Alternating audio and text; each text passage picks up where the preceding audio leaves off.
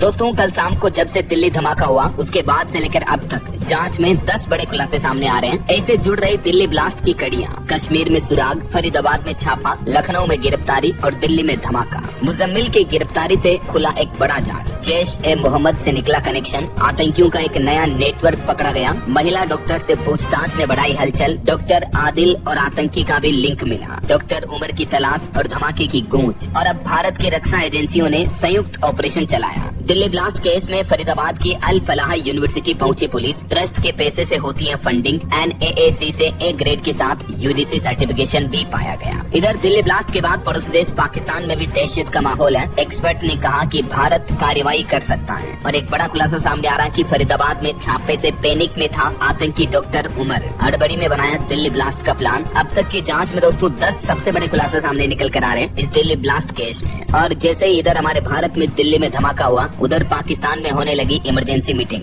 Britain ने भी कहा कि LOC से दूर रहें। दिल्ली धमाके के बाद पाकिस्तानी वायुसेना भी अलर्ट मोड पर है। फाइटर जेट्स राजस्थान बॉर्डर पर गश्त कर रहे हैं। इधर ब्रिटेन ने भी एडवाइजरी जारी की, कहा कि ब्रिटेन वासी लोग भारत पाकिस्तान बॉर्डर से 10 किलोमीटर दूर रहें। वहीं दिल्ली धमाके के बाद पुलिस कमिश्नर का भी पहला बयान सामने आ रहा। गृह मंत्री अमित शाह ने जानकारी के लिए तुरंत बुलाया। दिल्ली पुलिस कमिश्नर ने एक रेंगती कार का भी जिक्र किया इस पहले बयान में। उन्होंने बताया कि रेड लाइट के पास एक गाड़ी रेंग रही थी और अचानक उसमें ही ब्लास्ट हुआ। ये धमाका 6:52 पर हुआ। धमाके के बाद देश की राजधानी दिल्ली के पुलिस कमिश्नर सतीश गोलचा का ये पहला रिएक्शन सामने आया। राजधानी दिल्ली में मेट्रो स्टेशन के पास हुए धमाके के बाद पूरी दिल्ली में सुरक्षा व्यवस्थाओं को हाई अलर्ट पर रखा गया है। गृह मंत्री अमित शाह ने भी जानकारी के लिए तुरंत इमरजेंसी मीटिंग बुलाई। इधर उत्तर प्रदेश में भी मुख्यमंत्री योगी आदित्यनाथ ने हाई अलर्ट घोषित किया। एक खुलासा ये सामने आ रहा है कि मस्जिद के पास पार्किंग में तकरीबन 3 घंटे तक खड़ी रही थी कार। फिर निकलने के 4 मिनट बाद ही धमाका हुआ। दिल्ली पुलिस के CCTV वीडियो की जांच में एक तस्वीर में कार दिखाई दे रही है और ये कार पार्किंग एरिया में करीब 3 घंटे तक खड़ी रही है। वहीं फरीदाबाद मॉड्यूल से भी जुड़े मिले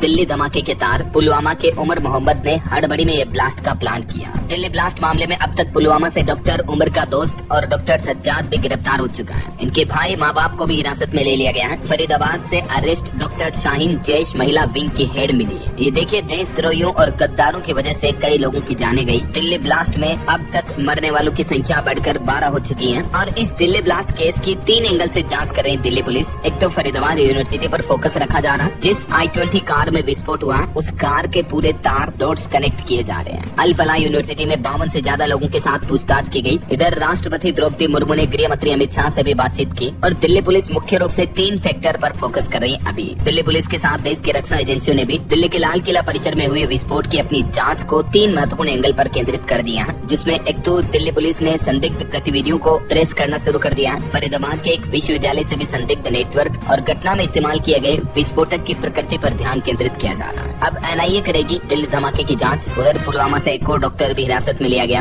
घटना स्थल पर पहुंचे CRPF के DGP। प्रधानमंत्री नरेंद्र मोदी ने कहा कि पूरा देश पीड़ित परिवारों के साथ है। दोषियों को कड़ी से कड़ी सजा मिलेगी। लाल किला मेट्रो स्टेशन के पास हुए विस्फोट के बाद अब NIA की टीम भी मौके पर पहुंच चुकी है। और क्राइम ब्रांच सलमान से भी पूछताछ कर रही है, क्योंकि दिल्ली ब्लास्ट में सलमान नाम के शख्स की कार का इस्तेमाल किया गया और वो हरियाणा के गुरुग्राम का रहने वाला है, तो उसको भी अरेस्ट कर लिया गया है। उससे भी पूछताछ चल रही है। वो किराए पर यहाँ रहता है। देश के रक्षा मंत्री राजनाथ सिंह का भी कहना कि दोषियों पर सख्त कार्रवाई होगी। और फिलहाल सरकार ने फैसला लेते हुए 13 नवंबर तक लाल किला में एंट्री भी बंद कर दी है। दुनिया भर के कई देशों ने दिल्ली ब्लास्ट पर शोक व्यक्त किया। कनाडा ने भी शोक संवेदनाएं दी। और दिल्ली मेट्रो का एक मेट्रो स्टेशन भी फिलहाल क्लोज है। बाकी अन्य स्टेशन सामान्य रूप से कार्यरत हैं। लाल किला मेट्रो स्टेशन जो वो अभी बंद है। दिल्ली ब्लास्ट मामले में आज भी गृह मंत्री अमित शाह ने हाई लेवल मीटिंग की, जिसमें NIA, IB चीफ के अलावा अन्य एजेंसियों के चीफ भी शामिल रहे। ब्लास्ट से पहले का भी एक CCTV वीडियो सामने आ रहा, जिसमें ब्लास्ट के कुछ देर पहले सामने आए वीडियो में मास्क लगाया हुआ शख्स डॉक्टर मोहम्मद उमर के होने का शक जताया जा रहा है। और बताया जा रहा है कि दिल्ली ब्लास्ट में डॉक्टर उमर की तो मौत भी हो चुकी है। जम्मू कश्मीर पुलिस ने उनकी मां का भी DNA सैंपल लिया, ये वेरीफाई करने के लिए। दिल्ली ब्लास्ट के साजिशकर्ता मास्टरमाइंड डॉक्टर उमर की भी इस धमाके में जान चली गई। लेकिन जम्मू कश्मीर पुलिस फिलहाल उनकी मां का DNA टेस्ट करके मैच करेगी, ताकि वेरिफिकेशन पूरा हो सके। इधर दिल्ली पुलिस ने गुजरात से भी संपर्क किया है। आइए इस मामले की कुछ और जांच जांच पड़ताल थोड़ी विस्तार से देखते हैं दोस्तों। गृह मंत्रालय ने दिल्ली कार ब्लास्ट के तकरीबन 20 घंटे बाद अब इस मामले की जांच एनआईए को सौंप दी है। कार में ब्लास्ट 10 नवंबर की कल शाम के समय 6:52 पर मतलब शाम को लगभग 7 बजे लाल किला मेट्रो स्टेशन के गेट नंबर 1 के पास हुआ था। राइट। इस ब्लास्ट में मरने वालों की संख्या बढ़कर आज 12 हो चुकी है। इनमें 2 महिलाएं शामिल हैं। 20 गंभीर रूप से घायल है जिनका इलाज अभी चल रहा है। और ये जो शख्स आप देख पा रहे होंगे तस्वीर में, देखिए ये उमर जो कि कार में 2.5 घंटे तक बैठा रहा, एक पल के लिए भी उतरा नहीं। ये डॉक्टर उमर की तस्वीर सामने आई है और इसे लेकर दावा किया जा रहा है कि यही शख्स कार में बैठा था। ये ब्लास्ट कहाँ पर हुआ ये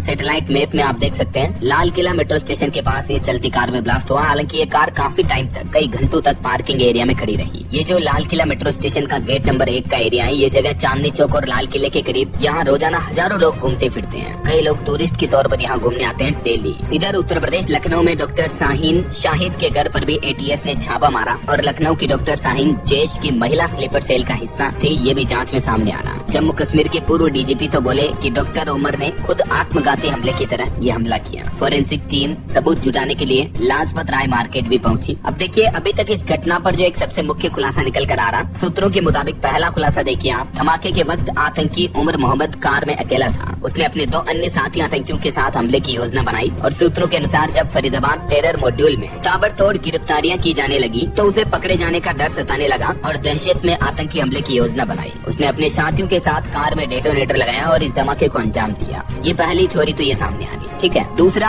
इस खुलासे के मुताबिक I-20 कार भरतपुर बॉर्डर पर आखिरी बार दिखाई दी और भरतपुर से दिल्ली प्रवेश करते हुए कार दिखाई दे रही, तो इसके आगे का रूट का पता लगाया जा रहा है। इसके बाद ये कार लाल किले के मेट्रो स्टेशन गेट नंबर 1 के पास दिखी है। तीसरा खुलासा ये आ रहा है कि इससे पहले एक कार लाल किले के पास सुनहरी मस्जिद के पास पार्किंग में भी तकरीबन 3 घंटे तक खड़ी रही, जिसकी टाइमिंग वगैरह भी आप देख सकते हैं। चौथा, दिल्ली पुलिस का कहना है कि उसने लगभग सारे रूट के सीसीटीवी फुटेज को हासिल कर लिया है, जिसमें संदिग्ध ये कार पार्किंग में जाती दिखती है और फिर बाहर निकलती हुई भी दिखती है। और अभी इस I-20 कार का जम्मू कश्मीर कनेक्शन क्या है, इस पर भी जांच चल रही है। जिस I-20 कार से लाल किले के पास ब्लास्ट किया गया है उसका मालिक मोहम्मद सलमान नाम का शख्स था, जो कि मैंने आपको बताया हरियाणा गुरुग्राम में रहता है ये। और छठा खुलासा आ रहा है कि तारीख को भी कल रात पुलिस ने पुलवामा के शंबूरा से हिरासत में लिया है, लेकिन कार के आरसी तारीख के नाम नहीं है। सूत्र बताता है कि 2015 में तारिक ने कार को उमर को दे दिया था, तब तक कार तारिक के नाम से थी, तो पुलिस ने इन दोनों को हिरासत में ले लिया, मतलब कार के पिछले वाले मालिक को भी ऐसा। और बाकी दिल्ली पुलिस ने इस ब्लास्ट की जानकारी देते हुए ये भी कहा था कि जिस कार में विस्फोट हुआ उसमें 3 लोग सवार थे पहले तो, और उन्होंने ये भी कहा कि इस बात की जांच चल रही है, लेकिन अभी दिल्ली पुलिस का ये कहना है कि कार में उमर मोहम्मद जो है वो अकेला ही था ऐसा। फिलहाल दिल्ली पुलिस ने इस ब्लास्ट की प्राथमिकी दर्ज कर ली है और कई महत्वपूर्ण धाराओं के साथ इस केस की इन्वेस्टिगेशन आगे चल रही है। दिल्ली पुलिस की स्पेशल सेल ने फरीदाबाद क्राइम ब्रांच और जम्मू कश्मीर पुलिस से भी फरीदाबाद से रिकवर हुए विस्फोट की जानकारी मांगी है। लाल किला ब्लास्ट का फरीदाबाद कनेक्शन क्या है ये भी डिटेल आप देख सकते हैं। अभी तक जो इस जांच में ये नए खुलासे सामने आ रहे हैं। बाकी दोस्तों हम सब की तरफ से भी दिल्ली ब्लास्ट में जान गंवाने वाले मृतकों के लिए भावपूर्ण अश्रुपूरित श्रद्धांजलि। ये भी पुलवामा की ही तरह एक बड़ी दुखद घटना हमारे देश की, और ऐसे जिन्होंने देशद्रोहियों के साथ सख्त कार्रवाई होनी चाहिए। हमें सरकार से यही उम्मीद है कि ऐसे घटिया लोगों को सख्त से सख्त सजा मिलेगी, मरने वालों को इंसाफ मिलेगा। बाकी उनके परिजनों के प्रति शोक संवेदनाएं, उनके परिवारों को ईश्वर इस मुश्किल घड़ी में हिम्मत दे, हौसला दे। हम सब की तरफ से ईश्वर से यही प्रार्थना है, और ऐसे देशद्रोहियों गद्दारों को सख्त से सख्त जल्द से जल्द सजा मिलनी चाहिए। दिल्ली पुलिस और सभी जांच एजेंसियों से हमें पूरी आशा है कि जल्द से जल्द इस घटना की जांच हो पाएगी और न्याय मिल पाएगा पीड़ितों को। बाकी जुड़े रहेगा आप मेरे साथ।